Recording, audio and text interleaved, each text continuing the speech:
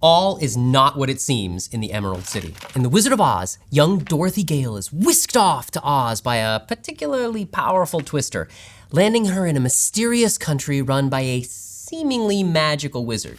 You know, the guy from the title. But what at first might seem like magic is actually a series of well-timed lever pulls by a little old man shoved in a booth about the size of an airplane bathroom. And actually, our economic system in the US isn't all that different from the Emerald City, even though our horses don't change color. See, in casual conversation, we can often refer to our system as capitalist, as in, my iced coffee cost me $6 this morning. Ugh, capitalism. But real, true, completely unregulated and unsupported free market capitalism is a little bit like magic, in that it doesn't exist. I mean, please, the free market could never do all this alone. Instead, the magic, or dark witchcraft, depending on your perspective, of our capitalist system is backed by its own lever-pulling governmental man behind the curtain, the Fed. Hi, I'm Matt Sofa, and this is Study Hall, Macroeconomics.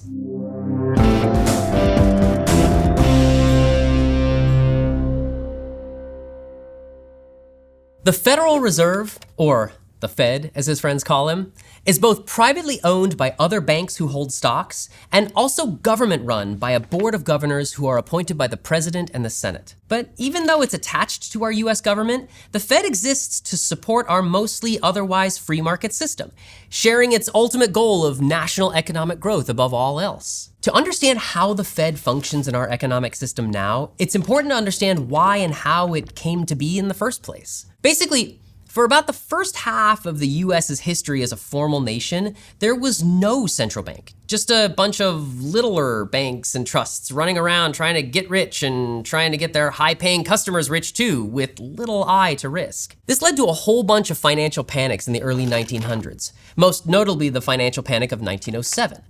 Thanks to poor speculations and investments by two financial fat cats trying to get rich off the copper industry, these banks associated with these two men found themselves out of reserve cash and with no way to pay back their other depositors. This led to other runs on other banks and trusts, because financial panic, like measles, mumps, and COVID-19, is highly contagious. This was bad news for folks who had their money invested at those banks and for the economy as a whole. There had to be another way. Enter the Fed. Established in 1913 through the Federal Reserve Act, the Fed's original goal in life was to institute and oversee a more stable banking system, nursing the economy back to health with care normally reserved for velvety, soft baby kittens. The idea was that if banks and the financial system were backed and supported by the government, they could better avoid the economic drama of the previous decade. And with a boost from the Fed, the US could grow to be the biggest economy it could be. But while the Fed is known as the central bank of the United States, it isn't just a big old neoclassical revival bank building, though its headquarters in Washington, D.C. does have some pretty impressive columns going on. It's actually a whole system of bank branches and committees, all with different responsibilities. Some of what the Fed does includes traditional banky things for the government, taking care of clearing checks and conducting transactions and redeeming bonds and giving out lollipops to senators. A lot of the Fed's work also involves monitoring the many private banks around the country, setting regulations like the reserve requirement, or how much money private banks have to keep in reserve instead of loaning it out. But despite the best efforts of regulators from the Fed, banks still can get into sticky spots. If a bank's made bad choices and lent out so much money they don't have enough left to cover their customers, they're gonna need a loan themselves to cover their behinds. Sometimes they can borrow enough back from other private banks, but if things are too bad even for that, the Fed's got their back. That's because they're the lender of last resort. Cut my life into pieces, this is my last resort. Don't know what that was.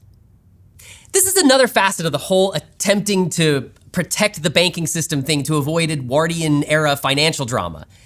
The Fed acts as insurance, lending money to bail out banks that would otherwise go under and take their customers along with them. Free market who? But arguably the most important thing the Fed does is torture sentient scarecrows with threats of fire. Monitor our money supply. And I don't just mean keeping track of our good old M1 and M2 on a big fat legal pad. The Fed uses its tools to literally increase and decrease money supply to affect the economy as a whole. something known as monetary policy. And this is pretty important for reasons that we'll get into in just a sec. One important way the Fed regulates the money supply is through bond sales, known as open market operations. Basically, the Fed buys and sells bonds, kind of a IOU from the government to and from the public for cash. The Fed can decide to focus on selling more bonds to pull money out of the economy or buy more bonds back, getting those dollars into people's pockets and banks' reserves. The Fed can also change the discount rate, or the rate at which banks can borrow directly from the Fed. If it's cheaper to borrow, banks are going to borrow more, so they can lend out more themselves while still meeting their reserve requirement. This means they'll rake in more profit and interest, and there's more money circulating via those loans. Inversely, if the discount rate is high, banks are probably not going to borrow, and instead they'll make do with what they've got. This decreases the amount of lendable funds floating around in the economy. The Fed can also change the reserve requirement itself to influence how much money is flowing through the economy. If the Fed raises this requirement, more money has to sit in reserve, taking it out of circulation. But if the Fed drops that requirement, banks can make more loans and get more money moving. When the Fed wants an even subtler tool, they can raise or lower how much interest on excess reserves they pay to banks. It's just what it sounds like. The Fed will pay banks and credit unions a bit of interest on whatever they keep above their reserve requirement to encourage them to lend less. This is less of a requirement and more of an incentive, like a bribe.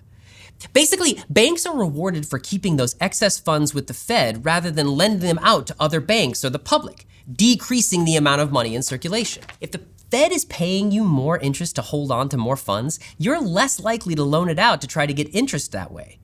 But if they drop those rates, banks will probably start lending out to borrowers again, increasing the money supply. But the Fed doesn't want to enact these policies willy-nilly, pulling monetary policy levers left and right like some crazy trolley operator.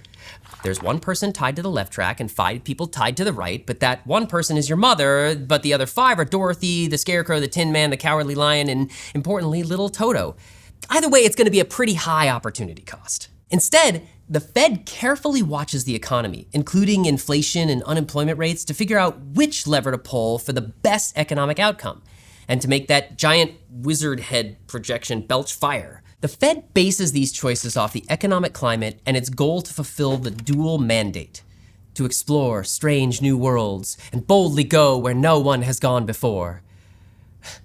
To maintain full employment and stable prices, sans inflation. Please note, neither of these goals are about the spooky kind of government interventions like social support to fight inequalities that could be perceived as socialism, but instead the acceptable kind of government intervention that supports businesses and economic growth. Interestingly, the explicit goals of full employment and price stability don't hold true for all central banks internationally. Canada's Bank of Canada, for instance, works to promote the economic and financial welfare of Canada, a much broader mandate that leaves more room for interpretation. The European Central Bank, meanwhile, is only mandated to maintain price stability and combat inflation. Got to keep those croissant, bratwurst, and paella prices steady. Perhaps Oz's central bank would have mandates about employment, price stability, and managing public debt, so the wizard doesn't bankrupt his own government with these excessive pyrotechnic purchases. You can watch our episodes related to inflation and the labor market to get a better feel for why the Fed's specific goals are so important. But suffice it to say that wildly varying prices are stressful and bad for the economy, and economic growth can't happen if lots of folks who could be working can't find jobs. So the Fed keeps an eye on things, noticing if inflation is ticking upward or if employment is falling, and if need be, they can give one of these monetary policy emergency levers a good hard yank. Rising inflation calls for contractionary monetary policy, which makes the overall economy smaller or tighter, meaning people slow their spending and stop driving prices through the roof.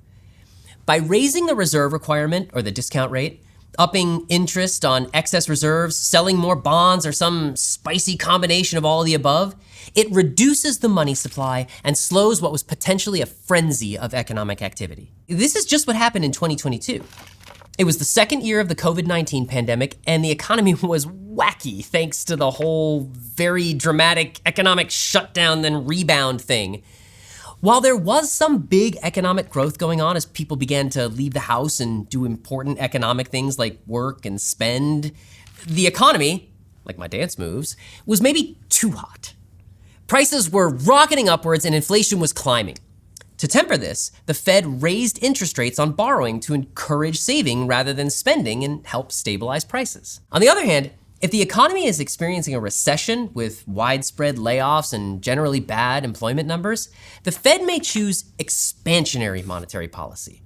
This includes slashing the reserve requirement, dropping the discount rate, cutting excess reserve interest, and buying up bonds. During the Great Recession in 2008, for example, the Fed went on a bond buying spree and pushed short-term interest rates to nearly zero to try and encourage borrowing and infuse money into a sluggish economy.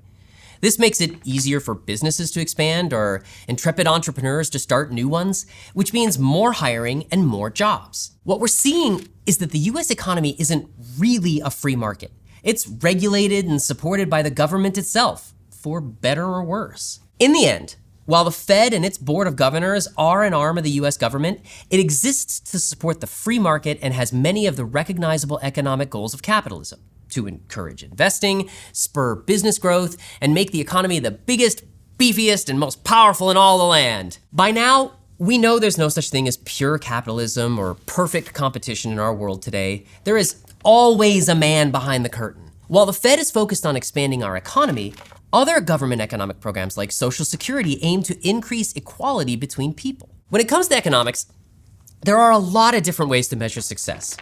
Bigger GDP, lower poverty, more competition, less inequality.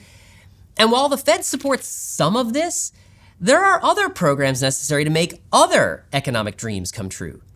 You'd think Glinda the Good Witch would get on that already. Despite this, like the projection of a giant green head surrounded by flames, the central bank of the US is pretty impressive, which is why when I'm stressed out about the banking system, I just close my eyes, click my heels, and say, "There's no place like the Fed.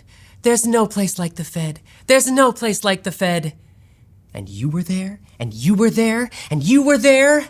If you're enjoying this series and are interested in taking the full Study Hall Macroeconomics course and earning college credit from ASU, check out gostudyhall.com or click on the button to learn more. And if you want to help us out, give this video a like. Comment if you're in need of a heart, brain, or courage. And smash that subscribe button. Thanks for watching. See you next time.